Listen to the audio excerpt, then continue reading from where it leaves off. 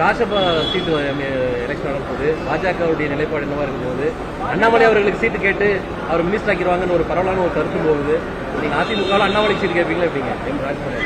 அதாவது இந்த ராஜ்யசபா தேர்தல் கூட்டணி இதையெல்லாம் பார்த்தீங்கன்னா தனிப்பட்ட முறையில் நான் சொல்ல முடியாது.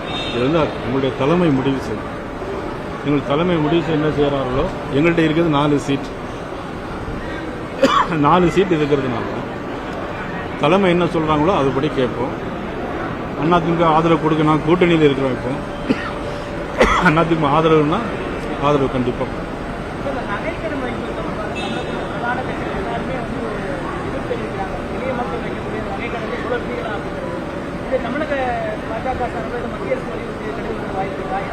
இல்லை, நிச்சயமாக. அதாவது எல்லாருமே இந்த கோரிக்கையை சொல்லியிருக்கிறாங்க. இது குறித்து நாங்களும் ஏற்கனவே எங்களுடைய கமிட்டியில் பேசியிருக்கிறோம். இது குறித்து மதிப்புக்குரிய நமது நிதி அமைச்சர் அவர்களுக்கு இது குறித்து எங்களுடைய கருத்து நாங்கள் நிச்சயமாக எவ்வளவு லெகுவாக ஆக்க முடியுமோ அவ்வளோ தூரம் லெகுவாக ஆக்க முடியும்.